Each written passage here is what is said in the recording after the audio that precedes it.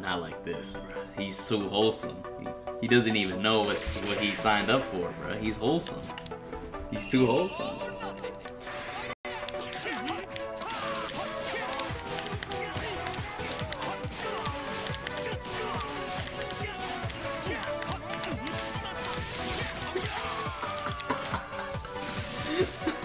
Should stream Cuphead tonight, no cap. Watch this, watch this. I'm a fucking D, man. Oh, fucking D.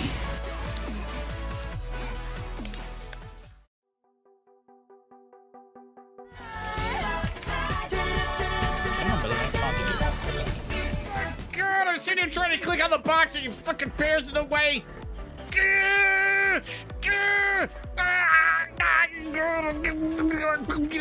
I can't take it anymore, please. Thank you. we don't know how to navigate this. Oh my god! Oh my god! What the? Oh my god! Oh, I'm so glad I came back and I saw that. I just see your crown just going down. Okay, thank you very much for joining us today. I really appreciate it. Why don't you go ahead and get started by telling us your name, username, stream hours, and what people may know you for. Hi, thanks for having me. I'm Ninja614. I stream 6 days a week in December of 2018. Started as a full-time streamer.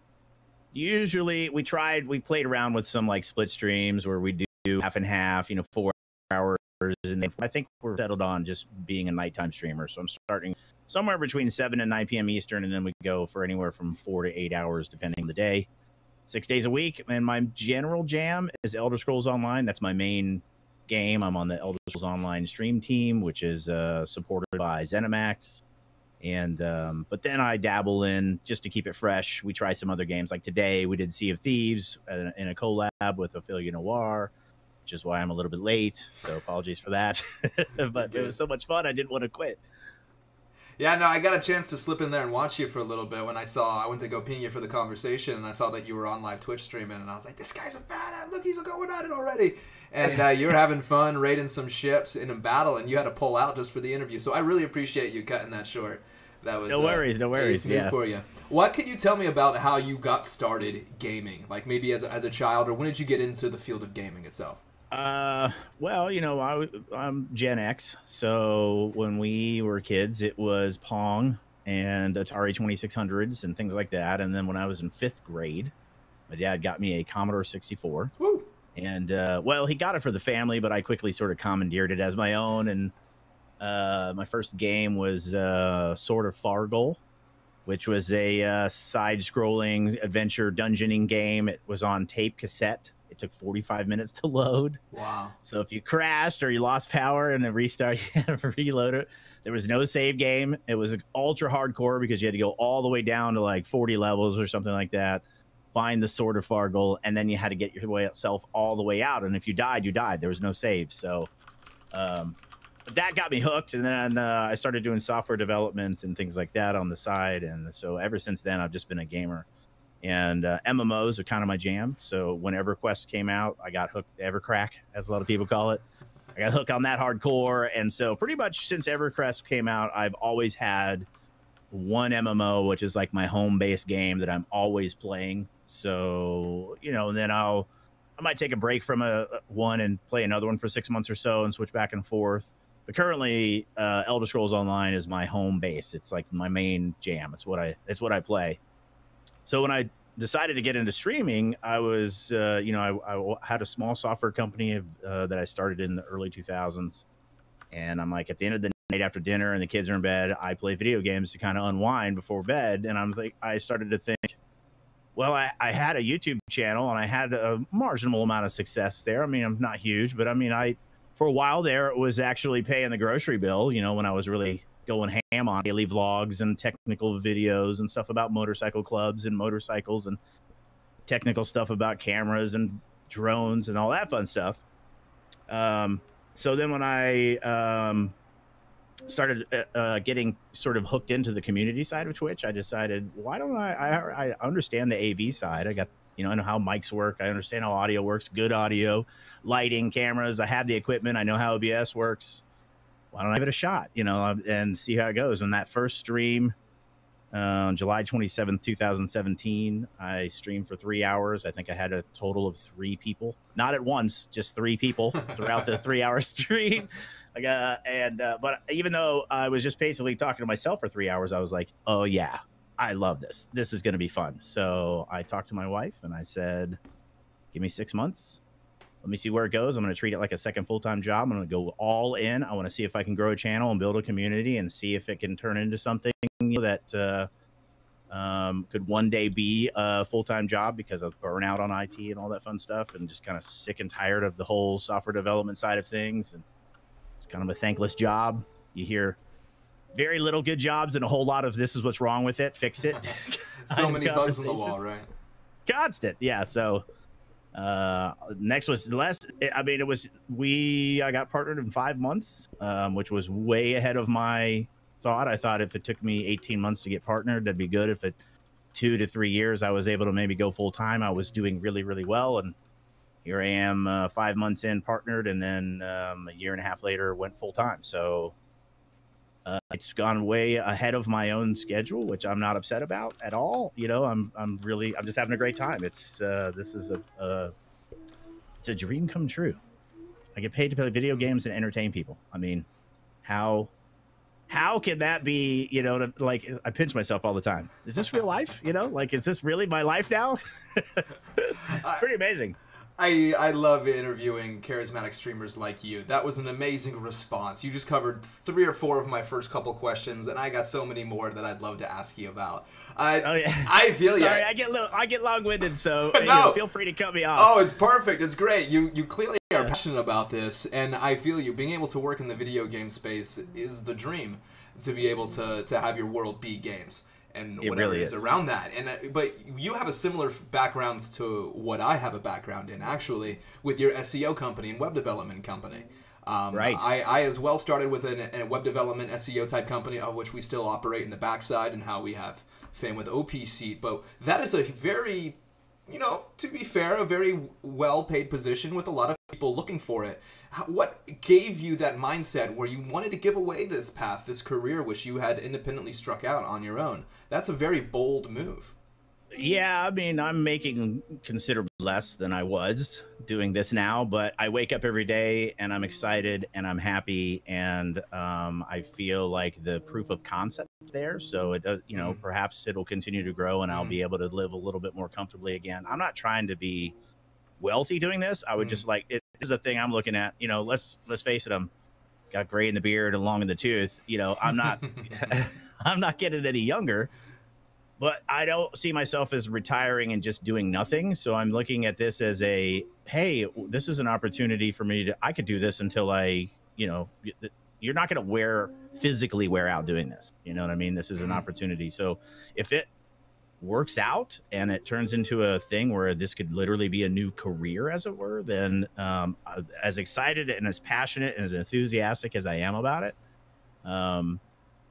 why not take the leap and go for it? Because if I wait too long and try to get started when I am actually, quote unquote, in retirement age, I might be too tired and not, you know, motivated, you know, and have the energy to do it. So, and then we talk about burnout. I mean, I've been in the IT field for 25 years. It's I've you know, it's a thankless job. It's really like you can do the best job ever, and the best you'll get is a woohoo. And then the very next day, you're going to get an email with what's not right. And oftentimes, especially in the service and support side of things, you know, you didn't break it. You're there to fix it, but you're getting everybody's frustration put on you. And it just gets old. So, which is why so many IT people, when you meet them, they're just sarcastic, salty. You know, they're just, because they're burnt out, because they're just tired of getting yelled at all the time for things that they didn't break and they are ultimately there to fix. So, and they, I think, often get misunderstood and are not given the level of props for the things that they do for a living and how important their role is. They just kind of get dismissed as the computer guy. And that just, you know, I just, as a small business owner, I mean, you have to be passionate about what you're selling to clients, right? Like if you're going to a client and you really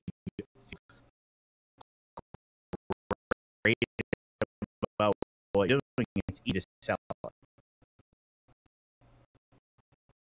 Because you're passionate and excited. If you're sick and let's try it out and see what happens. You know, when I started streaming, I was like, I don't know, you know, maybe it'll work. Maybe it'll be a little side money for fun, even if it just turns into some friends playing as a way for me to share my gameplay and learn and, you know, branch out.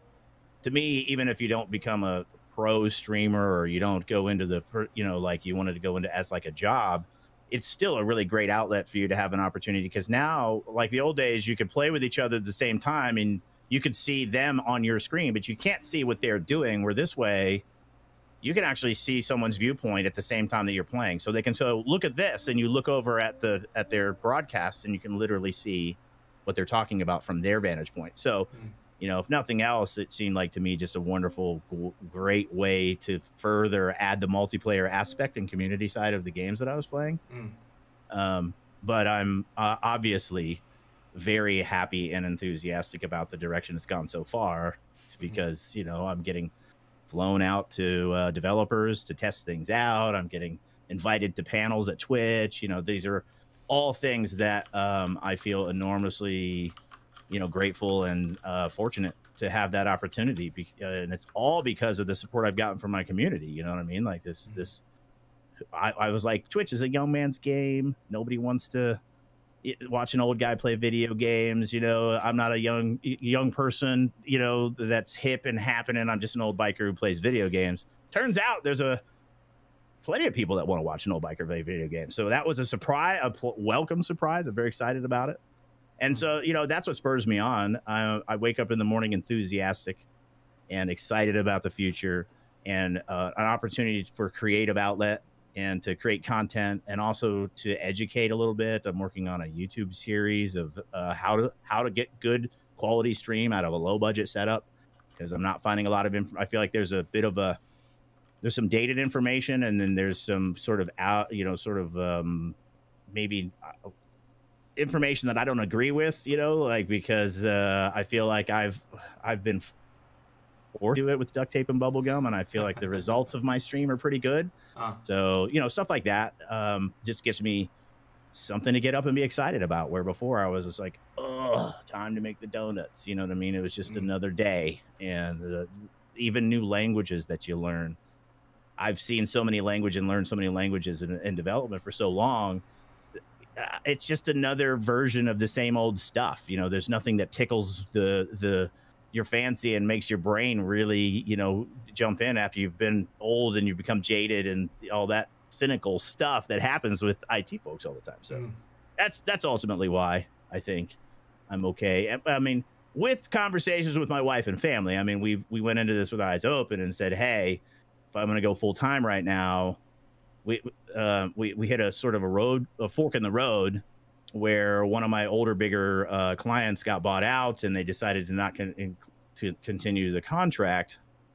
So I had a choice. I could go out and try to pursue more business for the other side, or I could go even more in on the Twitch side and content creation side. And my wife looked at me and said, you're happier than I've seen you in a decade. So just go for it.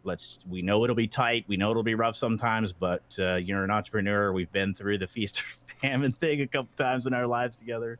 I've been with my wife for 20 years. So a lot of support from her for her to agree to do that. So, you know, we're making it work, and I'm happier than I've ever been for a very, very, very, very long time. And that's, you know, yay, right? Yeah. How could I not go that path? You know, when you kind of put it in that perspective. No, absolutely. You know, your joy is infectious almost, and to have such a supportive partner, you're really, really fortunate. I can only see why she believes in you so much with such early success like you've had. I mean, you're a man who seems like he was bred for this position.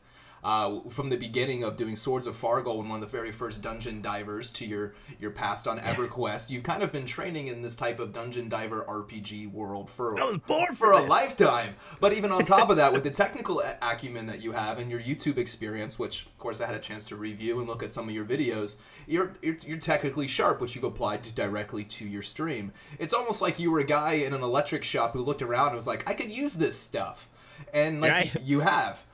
That's exactly what it was. So what led you to that educational path? Have you always been self-educated like this, or was there some mentor in your past that kind of led you to this starting your YouTube channel kind of scenario? I've always been ooh, that's interesting. Let me learn everything I possibly can about it and go all the way in. I'm not a do a little bit kind of guy. Like if once that something grabs my interest, I have to learn everything about it kind of person. I went to school to be an English teacher and didn't do any of that, you know, like I so like to me, I taught myself how to code.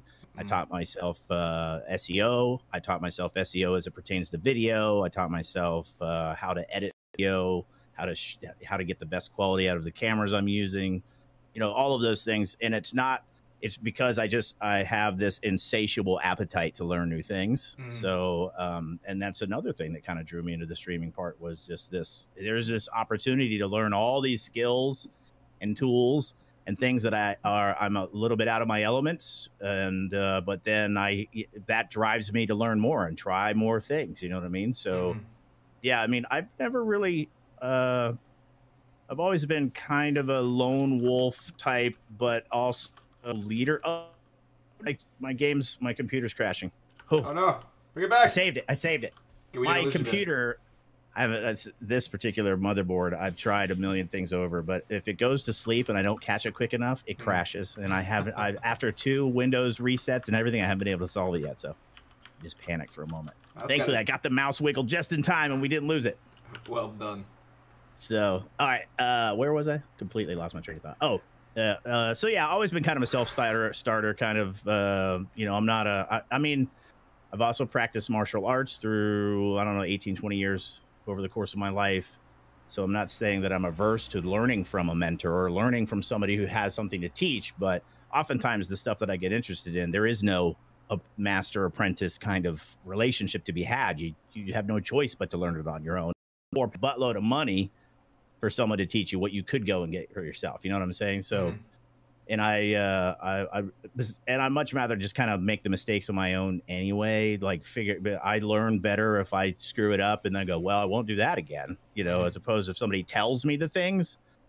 If you tell me it's hot and I've never experienced that before, I'm still going to touch it to find out what hot feels like. You know what I'm saying? Yeah, I was very much the same exact kid. Yeah. So your experience as a small business entrepreneur, or whatever you want to call it, a service-based industry entrepreneur, or you know, professional services, SEO, web development style, it seems to have given you the ability to have a professional confidence in yourself and to try these types of technical online self-learning paths. How long did you really do that before you really felt comfortable enough putting yourself in front of the camera?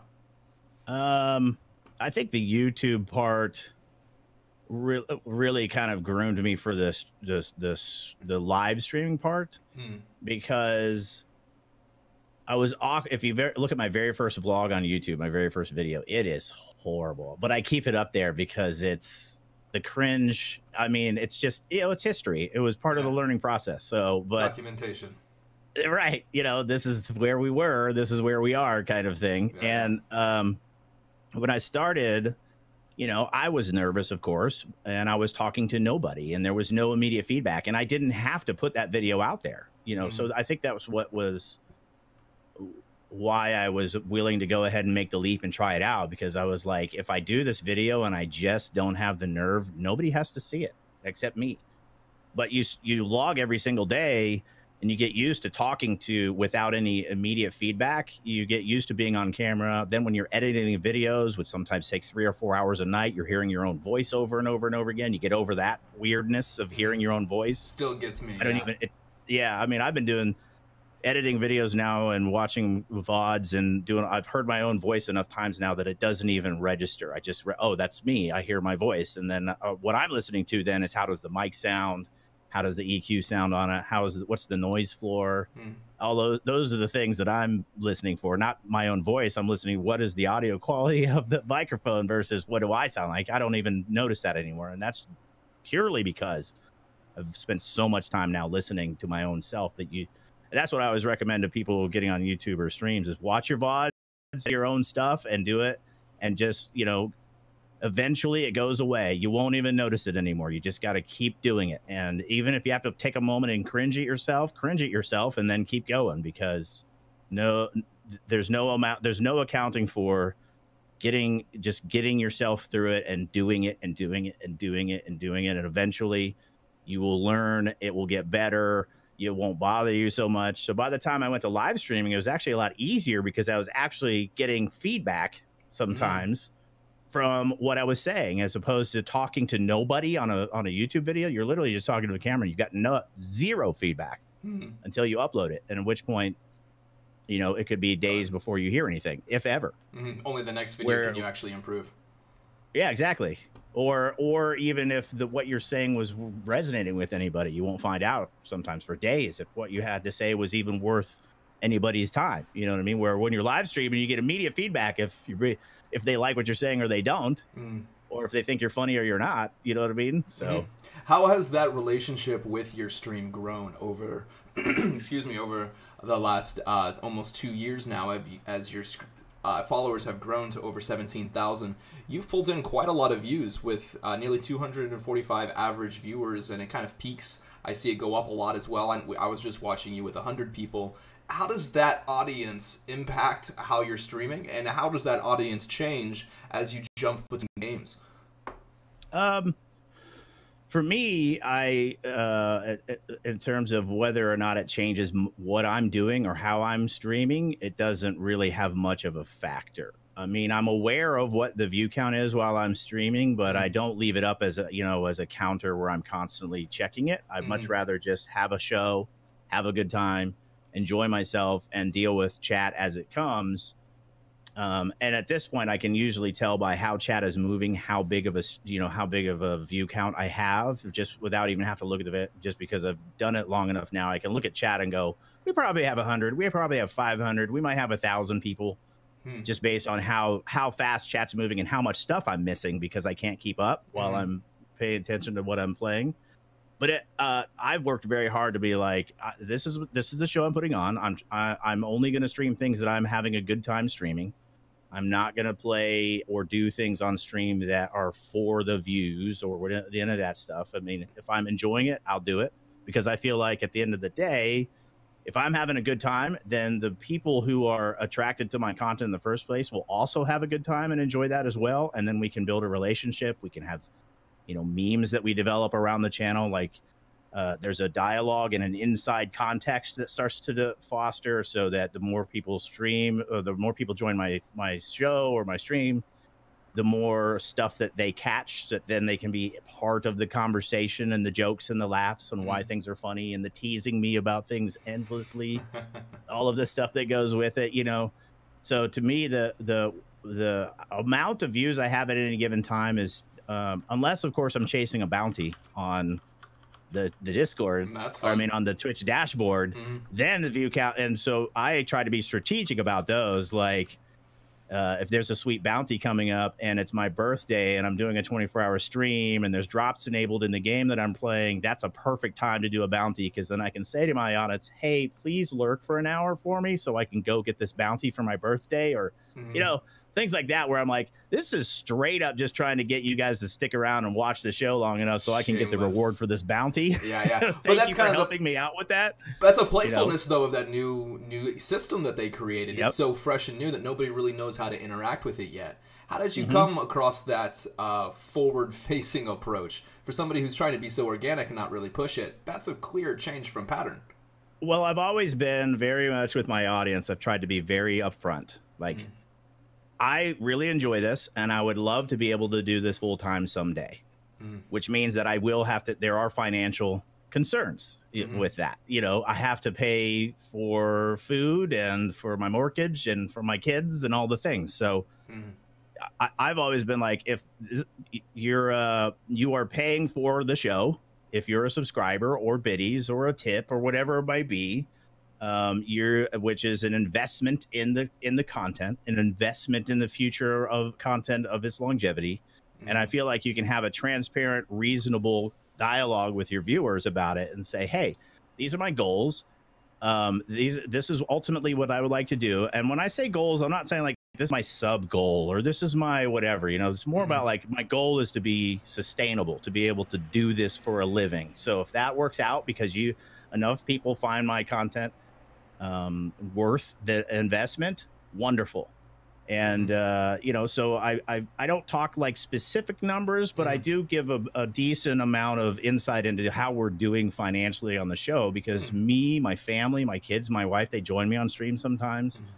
You know, becomes like you're paying for the foundation for the show to continue. So if you want to be able to consume this content on a regular daily basis, it's much like if you consider nonprofit radio, where they'll have these like fund drives where they're literally big straight up like, this show is funded by viewers like you. And so it's annoying to have to do fundraising things on the radio. It's annoying to do it on stream, but ultimately you have to talk about it. And I think you can be responsible, you can be transparent, and you can be honest about the situation without being a jerk. You can still be a good person and provide good content, quality, valuable content that people are enjoying, and still have a reasonable conversation about the financial side, which is a reality. I mean, it's life. Why would you try to mask that as if I'm just in this for creative license? Well, I got mouths to feed, so you have to be it's gonna be pragmatic about it, you know. Just doing it for the art, sure. If I was gainfully employed, or if I was independently wealthy and was just sitting on a trust fund or some sort of lottery winnings or whatever, of course, everything I earned would go to charity and it would just be a hunky-dory time. But most of us are not in that position. It's just not a reality. So I feel like it's reasonable, and my audience seems to agree, that we can have an adult conversation about it without being like, I'm only in it for the views. You can have integrity and only create, you know, relationships with brands that you would use yourself, or don't suddenly take a big fat paycheck to do something you've already said that you are adamantly opposed to because now there's money involved. That's actual sellout behavior versus I'm building a show and I'm offering content and I'm creating things that people can consume.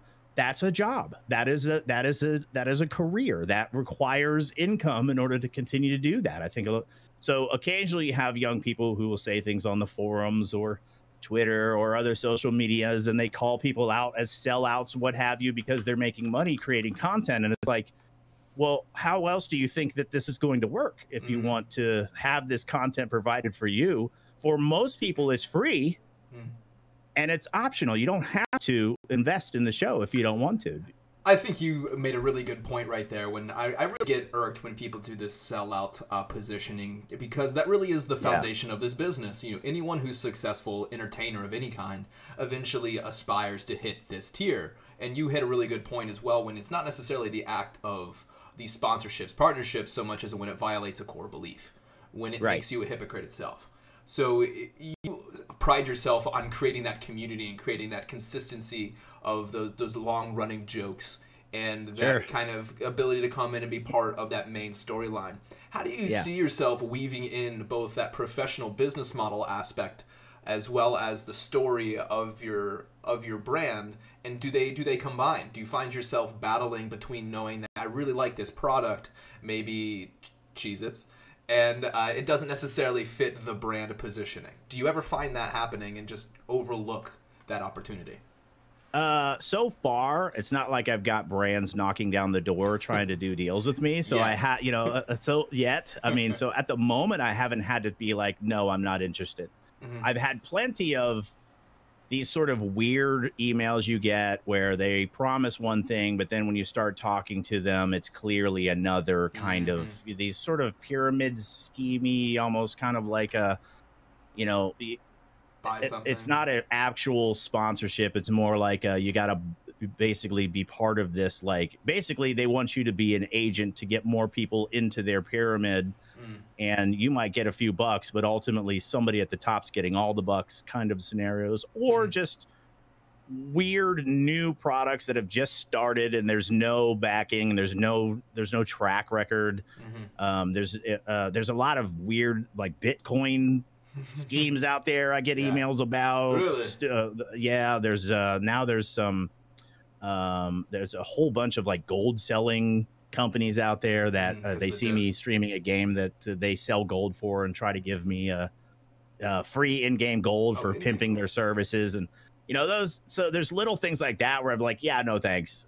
I'm looking for actual real relationships with brands that I can say, hey, this is a product that I really use. If you like it, then you get a discount if you use my thing, or I get a kickback if you buy it, or whatever. But anyway, I use it, I like it, and here's why. And then we leave it at that. And I feel like you can have those kinds of brands relationships where they easily are part of the conversation, because it's not a hard sell. It's just in conversation, or somebody will ask me on, hey, what's that chair you have? Hey, by the way, I have this OP seat. It's really comfortable. It's very well made. Strong enough to hold my fat ass when I'm sitting in it. So, what have you. My wife and my kids fight over who gets to sit in it now. I mean, as you can see, I'm a standing streamer most of the time. So when I have when I have my kids on or my wife on, they sit next to me in this chair. And I'm currently saving up to be able to have one of those little push button electronic raise and lower thingies, because right now I have to use this tall, like architect's chair to sit when I need to take a break, and it's very uncomfortable. And now I have this wonderful chair that I can't really use on stream right now. So eventually I'll be getting one of those. So when it's time to have a break, because I'll stream sometimes 12, 24-hour streams, and you can't stand that whole time. You have to, it's just not safe to be standing. It's not good for your health. So you have to be able to sit, and there's plenty of times when I'm just tired because it's been a long week of streaming or a lot of content creation. And so to have a really comfortable chair that I can then adjust to sit down, I'm very looking forward to. I just got to, pinch my pennies and save up the money to get the little, I got the one that I want. It's just, I'm very particular about some of those things. And rightfully so. It's a device that you interact with a lot, right? I mean, you're resting every against day. it, touching it. It's very important to you height-wise. It's very sensitive. Yeah, exactly. We actually make our own desks as well, and we looked into the opportunity for the electric standing desks and realized that on average, you're kind of an anomaly, actually, as standing gamer, standing streamer. And most people only want that height adjustment opportunity. But the electric itself, which is really popular, actually ends up adding a lot of extra cost to the product. Oh, yeah. So we whipped it out and just did it in height, and a lot of people love it, but we're just dying to get an electric version in here just to get that extra range. How often do you actually find yourself gaming and streaming standing up, though? Every day. Every day. I stand most of my stream.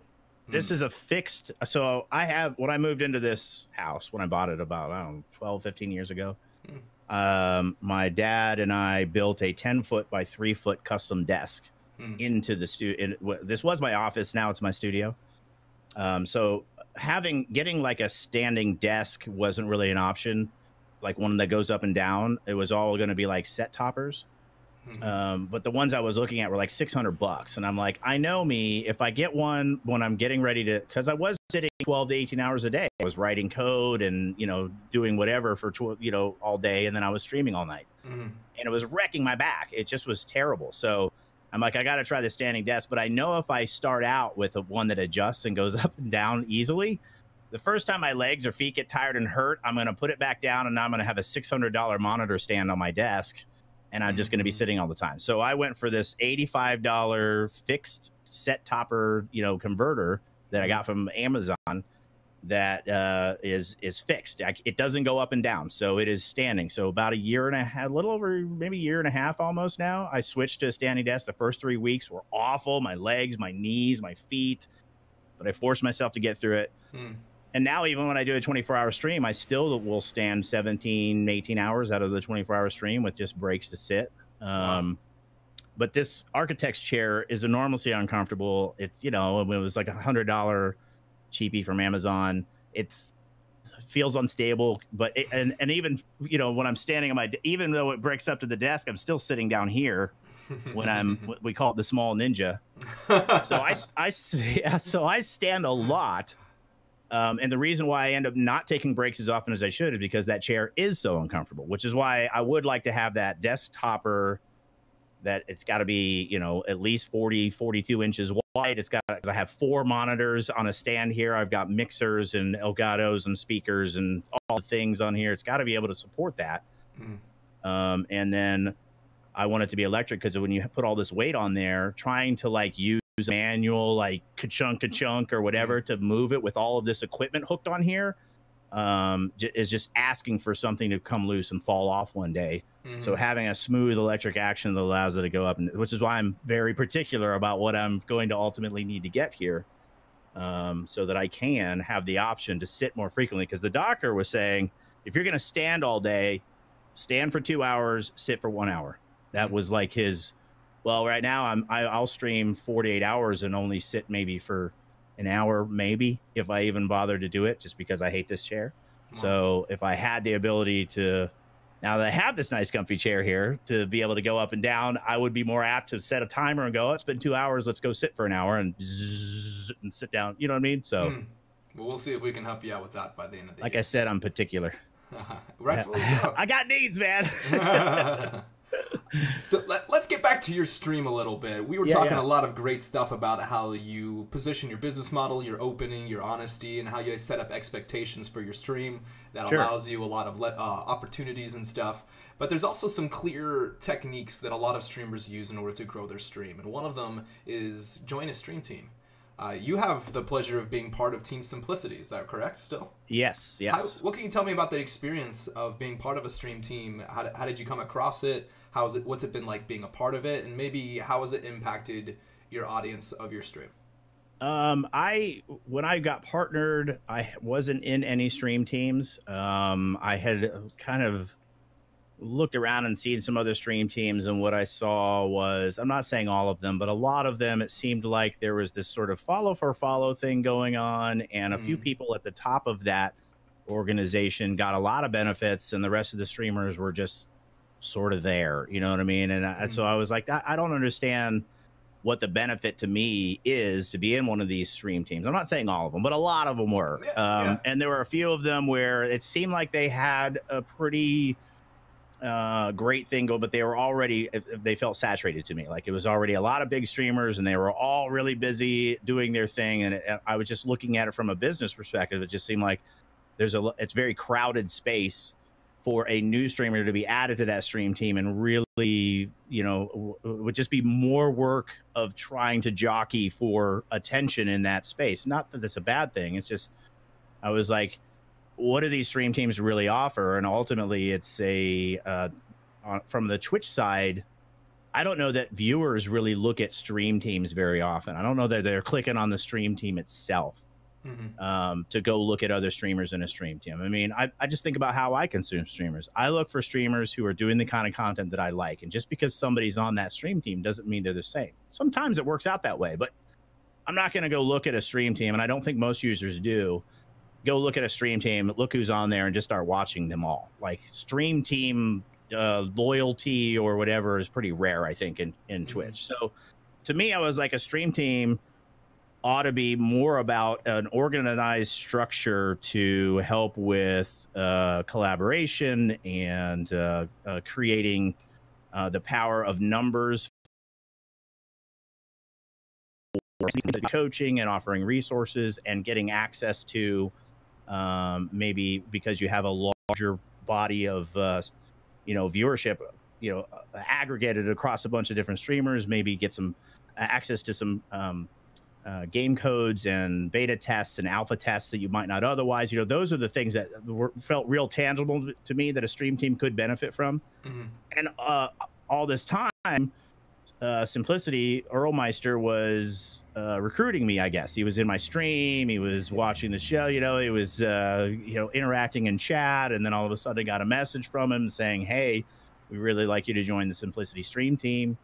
For about 2 or 3 weeks went by, I would just kind of, yeah, okay, I'll check it out, and just kind of waited to see, try to learn more about Simplicity. And ultimately, I decided to pull the trigger because the increasingly conversations I had with Earl made me feel like there was more going on here than just a follow for a follow or just a, hey, happy family, we're a stream team kind of mentality. It was more like, this is a professional organization, and it's they're looking to use the stream team as a further content creation arm, brand and marketing synergy for the larger organization of Simplicity as an esports team and all of the other stuff they have going on. So this was almost like, okay, so I'm almost kind of like a marketing, communications, and content management part of the organization, and getting the name Simplicity out there getting people familiar with it and all that fun stuff. So, and then the more, when I finally went ahead and signed with them, the more I got to know the other people on there. I was like, wow, these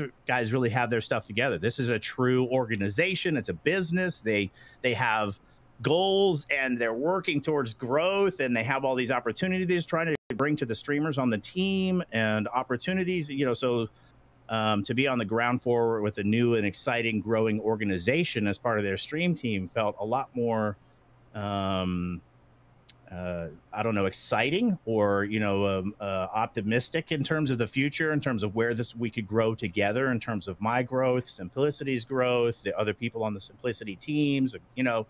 So I think that's why I ultimately pulled the trigger with Simplicity, is because it's not just a group of streamers having a good time. It was more like, this is a business and we're trying to, you know, help each other grow, both organically and from leveraging our business acumen at the same time, kind of idea. And I'm sure glad I did, because everybody I've ever worked with or talked to on the Simplicity team has been fantastic. Really, really, really, really excited about the relationship. And there's new and exciting things that I'm not allowed to talk about yet that's coming down the pipe. So that's very exciting. Oh, no. Earl Meister, we were very fortunate to have him stop by a couple weeks ago, and he did an outstanding job. Really a pleasure to have another member of the Simplicity team to join us here. I'm excited to hear what you guys have in store. I know I'm not going to bug you for any of those things, but I cannot tell you. I'd have to kill you. Everyone watching, keep your eyes out. I'm sure it's going to be good. With that consistency behind the structure, it makes sense why. It was really interesting to go across the research on your channel, specifically getting the reviews online. We like to use a tool called Twinge, twinge.tv, to get metrics on channels, and you have a 5.55 rating, which is uncommon. It's very rare to have somebody who hits all 5s out of all categories, and people really enjoy the kindness, the candor, everything that you have to provide. People find you entertaining, and it just looks like you're getting a great result and a great feedback from your community, from the little bit that I was able to glean quickly. What can you tell anyone who wants to aspire to be a streamer of that caliber to get started? What advice would you give to anybody who wants to kind of get into the game and their mindsets get set for positioning? You know, that's a tough one. I get asked those kind of questions all the time. And on the one hand, from a being able to be comfortable in front of a camera and being open and honest to a point, you know, working to be entertaining and trying to be funny, create good quality content, so the audio and lighting and, you know, the actual product itself is appealing to look at. I have a lot of advice on that kind of stuff. The whole, like, building relationships and connections with your audience, to me, it boils down to personal development and relationships with your audience and other streamers. And so it's a tough one. There's no way to neatly package that one, because it really comes down to, you got to work on yourself first. You got to work on being a whole, complete, happy person. And I'm not saying happy like, yay, everything's great. Like, a content person is maybe a better word for it, because life is full of roadblocks and difficulty and suffering, and as well as a lot of very exciting and fun and high things. And I think a lot of people get caught up in the chasing the highs, the getting the big view numbers and getting the big sub bombs and getting the big job and getting the big paycheck and winning the lottery and all of the exciting things, that falling in love, all of the things that feel great. But those are fleeting. Just like the really crappy times in our lives, those are also fleeting. But we chase those super exciting things all the time as people. Streaming is particularly vulnerable to that, because you're in a situation where when it's hype, it is hype, and it is so much fun, and it's very addicting. And I think people struggle sometimes with the day in and day out grind of, and I hate the word grind, but it really can be like that. It really can feel like that, where you're turning on the camera, you're trying your best to be entertaining, but you're tired, you're hungry, you're worried about something else, you're distracted, you know, there's other stuff going on. And so your show might not be that as awesome today. And your audience doesn't know why they didn't connect with you that day. And you don't even know necessarily why, but it's because you weren't doing that. You weren't, like, connected to the show. You weren't connected to the audience. You were somewhere else. The camera was on and you were talking and doing stuff, but you just weren't there. So it's really difficult to like have any sort of advice because it's like work on yourself, go up the mountain and meditate, you know, like whatever you got to do to, yeah, you know what I'm saying, to like be happy with who you are, content with who you are, and then work on being real with your relationships, being honest and being, you know, creating actual relationships. And that doesn't mean running around trying to help everybody or going around trying to do all these. It's about just having a real actual relationship with your audience and with other streamers. And that's, how do you wrap that up into like a thing without doing like a life, like trying to claim that I'm some sort of guru? Because I'm not.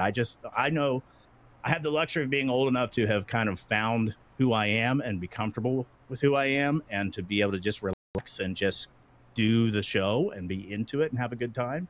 The rest of it will fall into place. You're gonna have these moments that are amazing, and you're gonna have these moments that aren't. But it's all okay. Just relax and enjoy it, you know. But I don't know how else to say it other than, you know, go up on the mountain and find yourself, and then start from there. You know what I mean? Yeah, well, yeah, absolutely. No, I hear you. It's amazing to hear you echo so many of these principles. I heard probably 5 or 6 common, what do they call them? Self-improvement coach type training principles that you just iterated out there in the period of a couple minutes. Do you follow this type of content, or has your specific path of teaching yourself led you to this conclusion? Well, that's the only way to answer that is getting a little more personal. When I was a young man, I was a very rageful man, and I got in a lot of trouble with being a very rageful man, and ultimately was ordered to have some sort of counseling. One of the options that I had was a Zen teacher. So I started studying Zen at around 18, 19 years old. And I wouldn't say that I'm a Zen master myself from it, of a background, you know, to pursue meditation, pursue these ideas of, you know, working on yourself, which then allowed me to explore other ideas and other things as well. I wouldn't say that I read books or I'm on a self-help track. These are just lessons that I've learned that turns out seem to resonate with what other people have figured out too. I think it just comes down to however you get there, whether it's reading books and then fake it till you make it, or you put yourself you've been in a really rough situation, so you have no choice but to try to improve yourself. However you get there on the other side, these are some of the lessons that I've learned. And it just so happens that I feel like they're fairly universal. Like other people who call themselves actual gurus, I think, have stumbled upon these things too through life, and they've chosen to go down the path of being a teacher or a coach. You know what I mean? Absolutely. I'm not trying to do that. I'm just saying this is what I've learned. Take it or leave it, you know? Well, it seems like just with your awareness has allowed you to see a lot of these axioms, these consistently true principles, which a lot of these gurus are just repeating because they read in a book or were fortunate enough to stumble across it themselves. And add a couple years and a lot of awareness, I'm sure you get to the right conclusion that you have today. Over those years, you have to have had a lot of these events, like you said, a rough path. What is the one thing that kind of stands out as your largest success when referring to your online content creation business lifestyle? I don't know, man. It all just feels like a series of, well, there's that show, A Series of Unfortunate Events. Yeah, Lemony Snicket's. Feels like to me like I did a whole lot of work and energy to just continue to do good content and make better content next time around, and just reinvest in myself and in my equipment and in my knowledge, and just continue to then have a series of fortunate events. Like I put myself in a situation where, you know, hard work, consistency, persistency, plus a little bit of luck puts you in a position to actually have the results of that luck. I think a lot of people they miss those lucky places because they perhaps were not putting themselves in a position to best take advantage of that luck when it came along. And so it ends up being a little bit of a blip instead of sort of this sort of launching pad that gets you to the next plateau. You know what I mean? It gets you over the hump onto that next hill, and you might stay there for a while. But if you continue to work hard and consistent with what you're doing and persistent with improvement, and then ultimately you stumble across some more luck here, and that you're hitting the gas and hitting one of those little power-up things on the ramp, as opposed to just being all like, yay, you know, that was neat. You actually get to take it to the next level. Does that make sense? It does, yeah. No, that persistence allows you to springboard when the opportunities comes because you're ready for it through the practice that you've put in. Yeah, Basically. I couldn't tell you any one single thing. It just feels like a whole bunch of micro things that have been good with a few blips on the radar here and there that certainly helped. You know, inviting out to ZeniMax last year and getting the play test Somerset was a huge boon, like because suddenly that was an opportunity to, one, get to know the developers of my favorite game, which was a very special, magical opportunity, because now I consider them as friends as well, as the developers for my favorite game. But you know, that sort of put me on the map. But I had done all of the work and had grown a community, and through their support in our group effort, got on the radar of the developers that they were like, hey, let's have him out to do the thing. So, you know, there's things like that came along that certainly raises the flag to say, hey, this guy's here, you might want to check him out. And that always helps. But then you continue to have to work hard and be consistent and work on improvements so that when people show up, they're not disappointed with why you were given that opportunity in the first place. You know what I mean? So I've noticed a lot of people, not a lot, but plenty of people in my life who have had opportunities that gets them that flagship moment, that sort of springboard moment, and then they self-destruct because they weren't ready. They weren't investing in all of the things that we've been talking about, and then the spotlight shone on them and they imploded because they were not prepared. And maybe that's a good thing. Sometimes, you know, sometimes people just aren't ready, and that's okay. That's fine. I'm not saying that they're a bad person. It's just that, you know, there's going to be times when the luck will come along, and I feel like you've got to work to be ready for that awesome thing to happen so that you can shine in that light instead of having to, you know, run and hide because, oh no, if I don't have my pants on or whatever, you know. Yeah. I'm talking metaphorically, but I think you get what I'm trying to describe. I get the idea. No, it sounds like the highlight has been itself the hustle, the idea of, of the progress itself, which I guess means that your top end is limitless at this point. It's exciting to see you on that journey. What can you say about along the way you've seen these people who aren't ready, that we were talking about, that may not be able to capitalize on the fortune that comes their way? What do you see as being maybe one of the more common hurdles that prevents somebody from leveraging a position like that? Is there anything that kind of consistently sticks out? I definitely think that goes back to the being prepared for the work.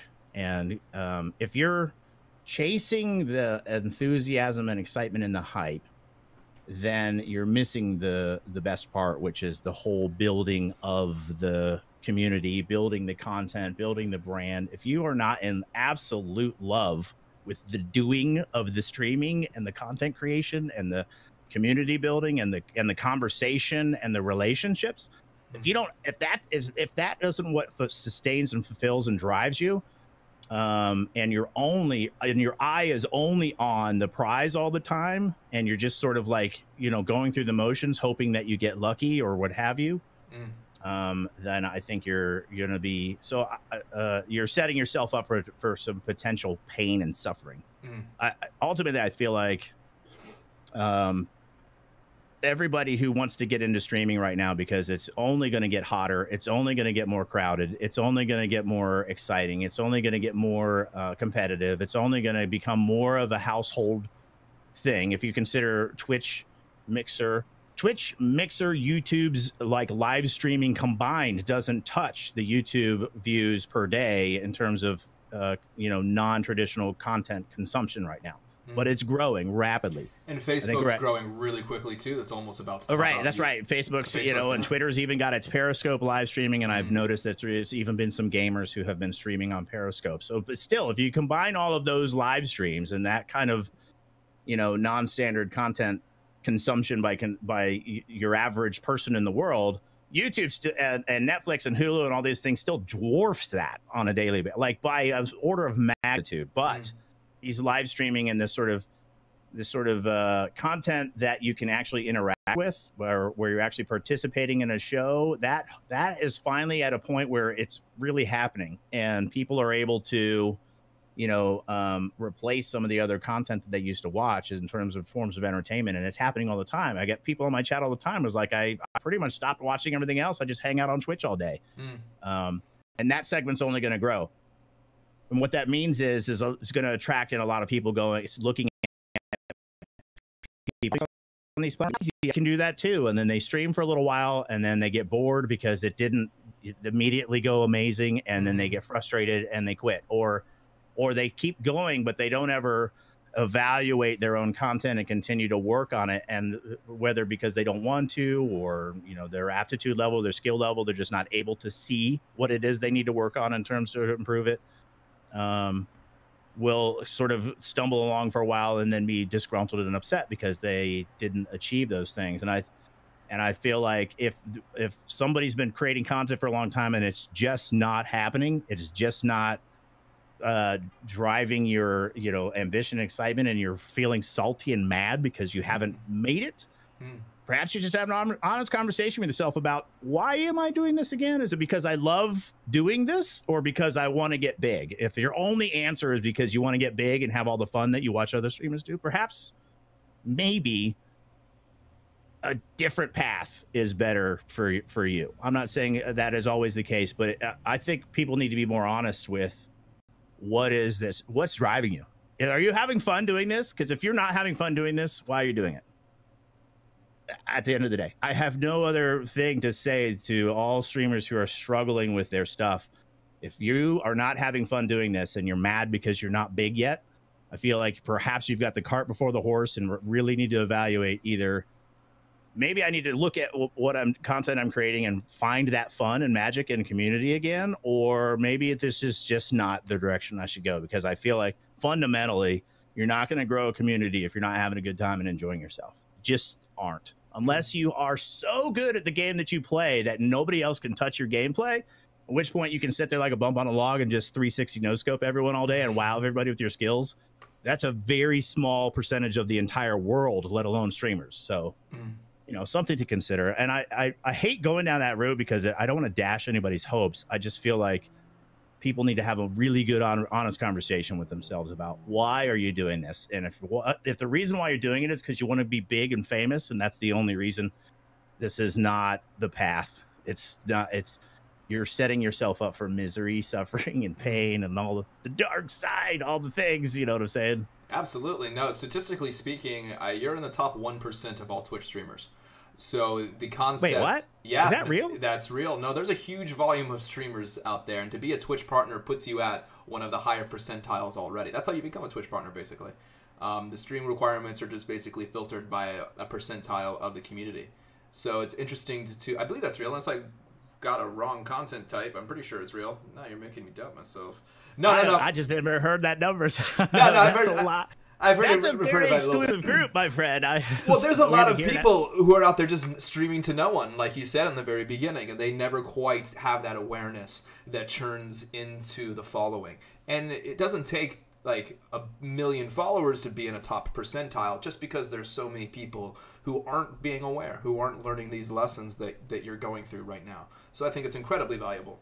And incredibly specific to people who may be missing that fortune that you're saying is coming their way, that they're just not quite grasping.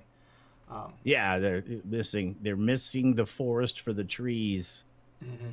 How much do you think your involvement at TwitchCon or similar types of events helped you discover this community focus? Was it these events, or did you already kind of have a feel based on your heritage in online gaming? I built my community first.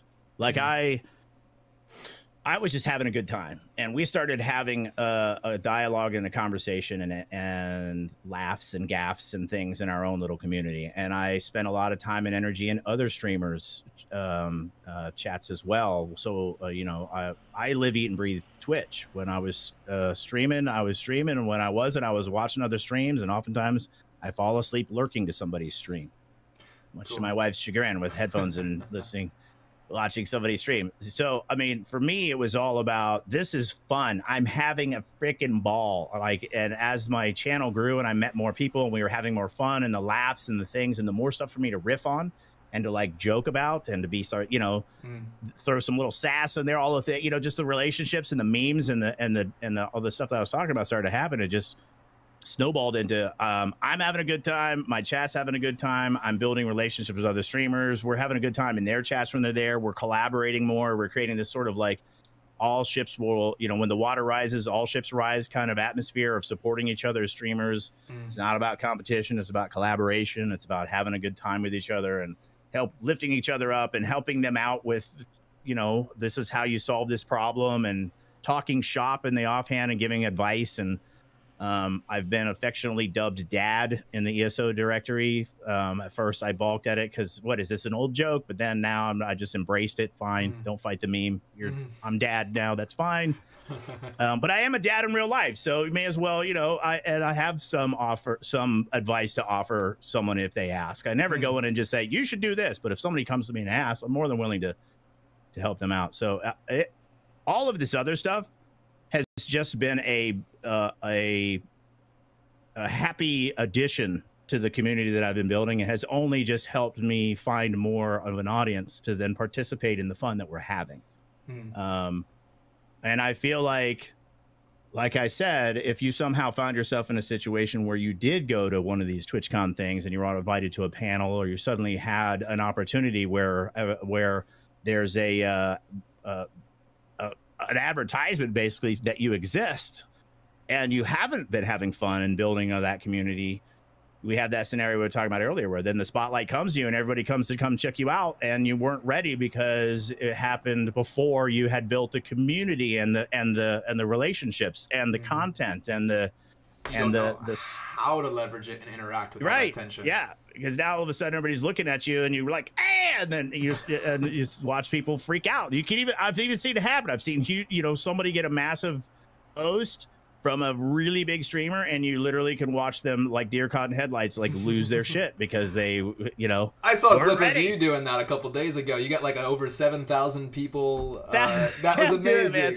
He was doing a charity stream, and I think that was the single biggest host I've ever had at once. I mean, that was a lot of people, and epic. It takes a lot to rattle me. I was like, what? Yeah, that's such a big number. Yeah. Who is that? Yeah, that was fun. It was just funny to me. I'm like, what is that number? That has to be an error. How did that even happen? Well, you handled it well. Apparently, the community loved the way you even reacted, so you handled it with grace, and they recorded it for posterity's sake. Yeah, so you're on the right path. I have so many other questions I'd love to ask you. I feel like I could talk to you for hours. You're an incredibly personable person, and I just can't thank you. I'm enjoying myself as well. I can't thank you enough for coming on down here today. Unfortunately, we're going to have to cut it short now that we're at an hour. I know you got some stuff to go to. Yeah, I got to go to a jazz band for my middle son. He's got a concert tonight. So that's very cool. Well, I was in jazz band when I was young, so I know it'll be nice for him to see you. What'd you play? Yeah, I played the saxophone. That's what he plays. Oh, really? Yeah, he started as alto sax, and now he plays tenor sax. Oh, cool. Yeah, I was the yeah. Right on. Yeah, my brother was the trumpet, and we just kind of riffed it with we were like a tenth of the band ourselves. It was fun. How about that? Yeah, no, so please, I don't want to keep you too much. I have one last question to send you out of the way. It's a bit of a softball, but everyone who works in our field is a bit obsessive, it tends to seem, about one item in their life. We interact with so many different widgets and wadgets and peripherals that we always end up finding one that we've tried a lot, that we've used a lot, that we just love more than any other device, and we just swear by it. Whether it's your microphone that sounds great, your headphones that have the perfect dynamic range, or that chair that's just so soft. It doesn't have to be your OPC, but what's your favorite peripheral? Well, for sure, this wonderful, amazing leather OPC that I love.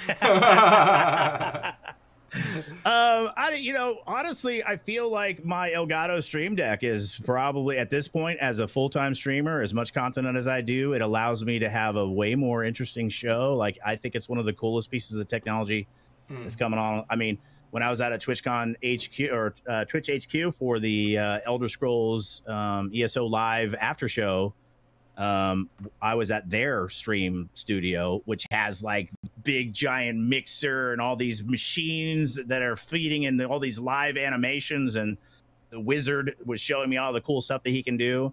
But I can do very similar stuff with a little box on my desk with a little preparation on OBS, and that to me is just freaking amazing. I mean, it's just, I can't, at this point as a streamer, I can't imagine going back to the way when I started, which was hunting through my scenes on OBS and clicking them with the mouse. And oftentimes when you're trying to do a funny scene, the moment has passed by the time you found the scene in order to make a funny thing happen or do it, to add some extra comedic value. Or timing's everything when it comes to comedy. And if you take too long to do the joke, it's not funny anymore. You completely miss the mark. So having a button that I can just hit for funny moments, I don't know if that's the answer you're looking for, but I can't live without it. Whether it was, you know, whatever it is, I think having some sort of, you know, self-produced box like the Stream Deck is a must-have for streamers if you're going to take this to the next level. It's huge. Huge. And of course, having a very comfortable seat to sit in that's can support a large frame like myself, that's made out of very quality materials. It's also very good to have because you want to be comfortable when you're sitting. No, thank you. You're too kind. And you give some great advice. You're right. It's hard to have a laugh track if the laughs come too late. Right, yeah. You know, I just thank you so much for today. I've really enjoyed it. I can't wait to see more of your stream going forward. And if there's ever any way that we could help out, be part of any of your giveaways, I love the principle behind your stream team, and we just love to be friends in any further way that we can. So please, just keep thanks so making much, content. Maddox. Absolutely, no, please. If you ever want to hop on stream and play us a couple games, we'd love to have you.